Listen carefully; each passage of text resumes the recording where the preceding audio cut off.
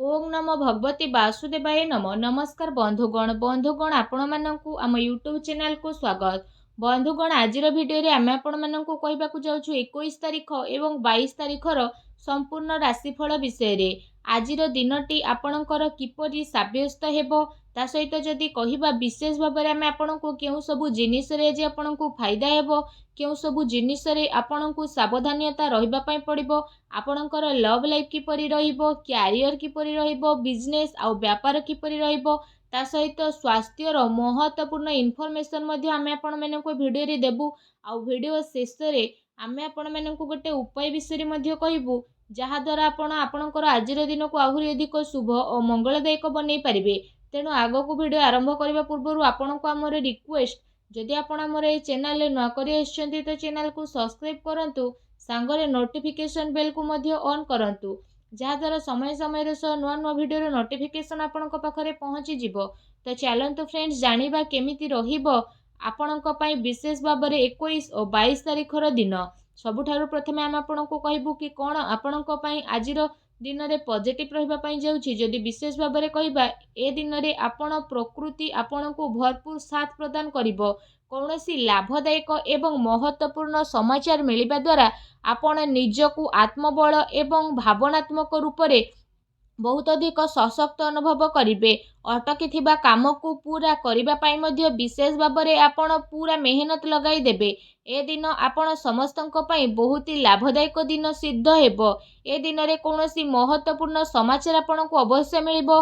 आर्थिक समस्या सुधुरिबो। अटकी थिबा कौनसी जमी बाड़ी संपर्कित कार्य रे आपण को विशेष भाव में सफलता मिलिबार योग बनुछि।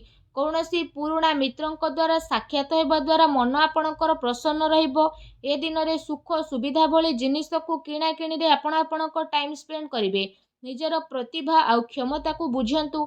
एहा द्वारा आपणकर व्यक्तित्व रे बहुत निखार देखिबा को मिलिबो तथा समाज रे आपणकर छवि मध्य बनी जिवो। ए दिन आपणकर व्यस्ततापूर्ण रहिबो। कामर बहुत ही अधिकता रहिबो किंतु सफलता मिलिबा द्वारा थकापण आपणको आदु हेबो नाही।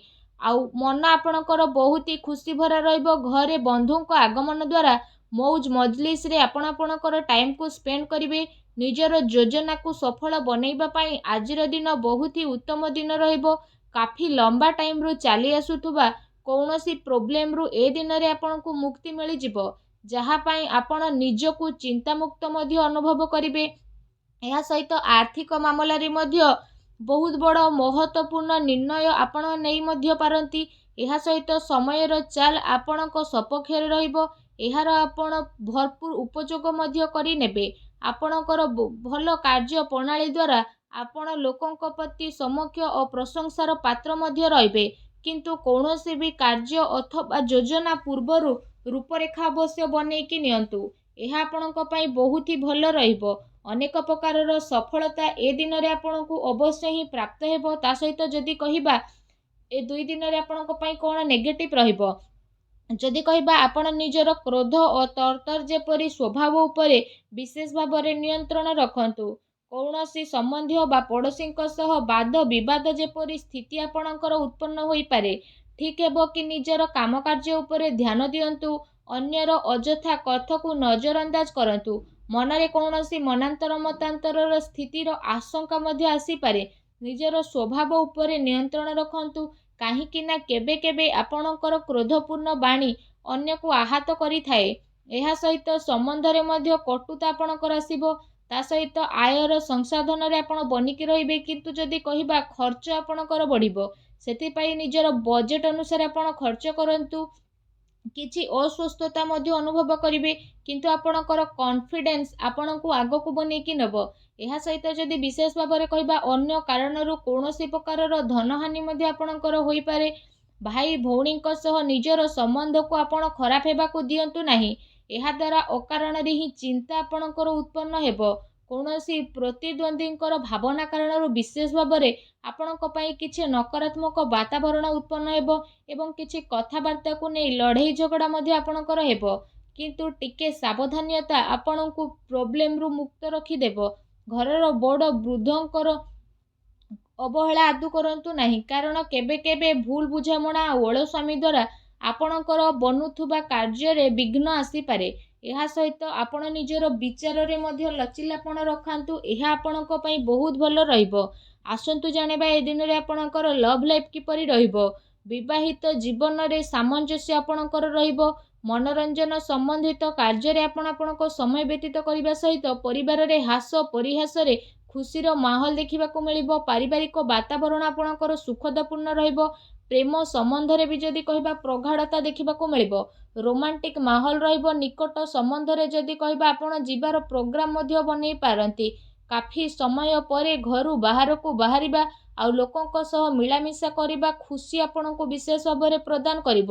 ପାରିବାରିକ ବାତାବରଣ ଖୁସି ଭରା ରହିବ। ଘରର ସବୁ ସଦସ୍ୟମାନେ ଜଣେ ଆଉ ଜଣଙ୍କ ସହ ନିଜର ଟାଇମକୁ ସ୍ପେଣ୍ଡ କରିବେ। ବାହାର ସମ୍ବନ୍ଧରେ ସାବଧାନ ହୁଅନ୍ତୁ। ଏହାଦ୍ୱାରା ଆପଣଙ୍କର ମାନହାନି ହେବାର ସମ୍ଭାବନା ରହିଛି। ପରିବାରର ବ୍ୟକ୍ତିମାନେ ଆପଣଙ୍କୁ ନାରାଜ ମଧ୍ୟ ହୋଇପାରନ୍ତି, କାରଣ କାମର ବ୍ୟସ୍ତତା କାରଣରୁ ଆପଣ ପରିବାରକୁ ଟାଇମ୍ ଦେଇପାରିବେ ନାହିଁ। ସେଥିପାଇଁ ସେସବୁ ପାଇଁ ଟାଇମ୍ ଆପଣ ବାହାର କରିକି ଅବଶ୍ୟ ହିଁ ରଖନ୍ତୁ। ବିବାହିକ ସମ୍ବନ୍ଧରେ କିଛି ସମୟରୁ ଚାଲି ଆସୁଥିବା ଚିନ୍ତାକୁ ଏକା ସାଙ୍ଗରେ ବସିକି ସୁଲଝେଇବାରେ ସଫଳତା ମିଳିବ। ଆଉ ଘରର ବାତାବରଣ ସେସବୁକୁ ସୁଖଦ ଆଉ ମଧୁରପୂର୍ଣ୍ଣ ମଧ୍ୟ ରହିବ। ଆସନ୍ତୁ ଜାଣିବା ଏ ଦିନରେ ଆପଣଙ୍କ ବ୍ୟବସାୟ କ୍ୟାରିୟର କିପରି ରହିବ। ଏ 2 ଦିନରେ ବ୍ୟବସାୟରେ ପ୍ରଡକ୍ସନ ସମ୍ବନ୍ଧିତ କାର୍ଯ୍ୟରେ କମି ଆସିବା କାରଣରୁ ଚିନ୍ତା ରହିପାରେ, କିନ୍ତୁ ଯଦି କହିବା ଆପଣଙ୍କର କେତେ ସାରା କାର୍ଯ୍ୟରେ ଆର୍ଥିକ ସ୍ଥିତି ଆପଣଙ୍କର ମଜବୁତ ରହିବ। ସେଥିପାଇଁ ଚିନ୍ତା କରିବାର ଆଦୌ ବି ଆବଶ୍ୟକତା ନାହିଁ। କୌଣସି ଉଚ୍ଚ ଅଧିକାରୀଙ୍କର ସହଯୋଗ ଆପଣଙ୍କୁ କାର୍ଯ୍ୟରେ ମନ ମୁତାବକ ସଫଳତା ପ୍ରଦାନ କରିବ। ଏହା ସହିତ କୌଣସି ବଡ଼ ଅର୍ଡର ମିଳିବାର ଆପଣଙ୍କ ପାଇଁ ସମ୍ଭାବନା ବନୁଛି। ସରକାରୀ ସେବାୟତ ବ୍ୟକ୍ତିଙ୍କ ଉପରେ ମଧ୍ୟ କାମର ଅଧିକ ବୋଝ ମଧ୍ୟ ରହିବ। ତା ସହିତ କାର୍ଯ୍ୟକ୍ଷେତ୍ରରେ କୌଣସି ବି ନିର୍ଣ୍ଣୟ ଆପଣ ଏକା ଆଦୌ ନିଅନ୍ତୁ ନାହିଁ। ଟିମ୍ ୱାର୍କ ବନେଇକି ଆପଣ କାମ କରନ୍ତୁ। ଏହାଦ୍ୱାରା ବ୍ୟବସ୍ଥା ଆପଣଙ୍କର ଉତ୍ତମ ରହିବ। ଆର୍ଥିକ ମାମଲାରେ କାହା ଉପରେ ଅଧିକ ଭରସା କରନ୍ତୁ ନାହିଁ, ନା କୌଣସି ପ୍ରକାରର ସମଝୋତା କରିବେ। ଫ୍ରେଣ୍ଡସ୍, ବ୍ୟବସାୟିକ କ୍ଷେତ୍ରରେ ଆପଣଙ୍କୁ ଆପଣଙ୍କର ପରିଶ୍ରମର ଅନୁରୂପ ବହୁତ ଭଲ ପରିଣାମ ମଧ୍ୟ ହାସିଲ ହେବ। ଏ ଦିନରେ ଆପଣଙ୍କୁ ଆପଣଙ୍କ ଭାଗ୍ୟର ଅଧିକ ସହଯୋଗ ମିଳିବ। ଚାକିରି କରୁଥିବା ବ୍ୟକ୍ତିମାନେ କୌଣସି ସରକାରୀ ମାମଲାରେ ଫସି ପାରନ୍ତି, ତେଣୁ ଆପଣ ସାବଧାନ ରୁହନ୍ତୁ। ବ୍ୟବସାୟିକ ପରିସ୍ଥିତି ଏ ଦିନରେ ଆପଣଙ୍କର ଅନୁକୂଳ ରହିବ। ନିଜର ପୁରା ଧ୍ୟାନ ବିଜନେସ୍ ଉପରେ କେନ୍ଦ୍ରିତ କରନ୍ତୁ। କୌଣସି ମନାନ୍ତର ମତାନ୍ତରର ସ୍ଥିତି ବନୁଛି। ବ୍ୟବସାୟିକ ଗତିବିଧି ସମ୍ବନ୍ଧିତ ଯୋଜନା କୌଣସି ବାହାରୀ ବ୍ୟକ୍ତିଙ୍କ ସହ ଆପଣ ସେୟାର କରନ୍ତୁ ନାହିଁ। କେହି ଏହାର ଅନୁଚିତ ଉପଯୋଗ କରିପାରେ। ଆଉ ଅର୍ଡର ସମ୍ବନ୍ଧିତ ସବୁ କାର୍ଯ୍ୟରେ ପକ୍କା ଦିଲର ଆପଣ ଉପଯୋଗ କରନ୍ତୁ। ଚାକିରି କରୁଥିବା ବ୍ୟକ୍ତିବିଶେଷଙ୍କ ପାଇଁ ଏ ଦିନ ବହୁତ ଲାଭଦାୟକ ଦିନ ସିଦ୍ଧ ହେବ। ତା ସହିତ ଚାକିରି ସମ୍ବନ୍ଧିତ ଏ ଦିନରେ ଆପଣଙ୍କୁ ବହୁତ ଭଲ ଖୁସି ଖବର ଅବଶ୍ୟ ହିଁ ପ୍ରାପ୍ତ ହେବ, ଯାହାଦ୍ୱାରା ଆପଣଙ୍କୁ କାଫି ଖୁସିର ମଧ୍ୟ ଅନୁଭବ ହେବ। ଆସନ୍ତୁ ଜାଣିବା ଏ ଦିନରେ ଆପଣଙ୍କର ସ୍ୱାସ୍ଥ୍ୟ କିପରି ରହିବ। ଗ୍ୟାସ୍ ଏବଂ ଏସିଡିଟିରେ ଆପଣ ପ୍ରୋବ୍ଲେମରେ ରହିବେ। ଖାଦ୍ୟପେୟରେ ସଂଯମତା ରଖନ୍ତୁ। ବ୍ୟବସ୍ଥିତ ଦିନଚର୍ଯ୍ୟା ରଖିବାର ଆପଣଙ୍କର ଅତି ଆବଶ୍ୟକତା ରହିଛି। ସ୍ୱାସ୍ଥ୍ୟ ମୌସୁମୀ ବେମାରୀ କାରଣରୁ ଥକାପଣ ଆପଣଙ୍କୁ ଅନୁଭବ ହେବ ଏବଂ ଚିନ୍ତାରେ ରହିବେ। ନିଜର ଇମ୍ୟୁନି ସିଷ୍ଟମକୁ ଷ୍ଟ୍ରଙ୍ଗ ରଖନ୍ତୁ। ତା ସହିତ ନିଜ ସ୍ୱାସ୍ଥ୍ୟକୁ ଆହୁରି ଅଧିକ ଭଲ ରଖିବା ପାଇଁ ଆପଣ ପ୍ରତ୍ୟେକ ଦିନ ଯୋଗ କରନ୍ତୁ, ବ୍ୟାୟାମ କରନ୍ତୁ, ସୁସ୍ଥ ରୁହନ୍ତୁ। ଆସନ୍ତୁ ଜାଣିବା ଏ ଦିନରେ ଆପଣଙ୍କ ପାଇଁ କ'ଣ ବିଶେଷ ଉପାୟ ରହିଛି। ଏ ଦିନରେ ଆପଣ ସ୍ନାନ ଆଦି ବିଶେଷ ଭାବରେ କରିସାରିବା ପରେ ଭଗବାନ ବଜରଙ୍ଗବଲୀଙ୍କୁ ତୁଳସୀର ବିଶେଷ ଭାବରେ ଗୋଟେ ପତ୍ର ଚଢ଼ାନ୍ତୁ। ତା ସହିତ ସେଇଠି ବସିକି ହନୁମାନ ଚାଳିଶାର ମଧ୍ୟ ଆପଣ ପାଠ କରନ୍ତୁ। ଏହା କରିବା ଦ୍ୱାରା ମଧ୍ୟ ଆପଣଙ୍କ ସମୟ ବହୁତ ଖୁସି ଭରା ରହିବ। ତା ସହିତ ଏପରି କରିବା ଦ୍ୱାରା ହିଁ ଭଗବାନ ବଜରଙ୍ଗବଲୀ ବହୁତ ଶୀଘ୍ର ପ୍ରସନ୍ନ ହେବେ ଏବଂ ଆପଣଙ୍କର ସମସ୍ତ କଷ୍ଟକୁ ମଧ୍ୟ ଦୂର କରିବେ। ଆଉ ଯାହା ବି ଆପଣଙ୍କ ଜୀବନରେ ପ୍ରୋବ୍ଲେମ ଚାଲୁଛି ସବୁ ପ୍ରୋବ୍ଲେମର ଅନ୍ତ କରିବେ ଆଉ ଆପଣଙ୍କୁ ଶୀଘ୍ର ହିଁ ଶୁଭ ଫଳର ପ୍ରାପ୍ତି କରିବେ। ଆଉ ଆପଣଙ୍କର ସମସ୍ତ ମନୋକାମନା ମଧ୍ୟ ଭଗବାନ ବଜରଙ୍ଗବଲୀ ଅବଶ୍ୟ ହିଁ ପୂରଣ କରିବେ। ଭଗବାନ ବଜରଙ୍ଗବଲୀଙ୍କ ଆଶୀର୍ବାଦ ଆପଣଙ୍କୁ ପ୍ରାପ୍ତ ହେଉ। ସଚ୍ଚା ଦିଲେ କମେଣ୍ଟ ବକ୍ସରେ ଜୟ ବଜରଙ୍ଗବଲୀ ବୋଲି ଅବଶ୍ୟ ଲେଖନ୍ତୁ। ଭିଡ଼ିଓକୁ ଲାଇକ୍ କରିବା ପାଇଁ ଆଦୌ ବି ଭୁଲନ୍ତୁ ନାହିଁ। ଧନ୍ୟବାଦ।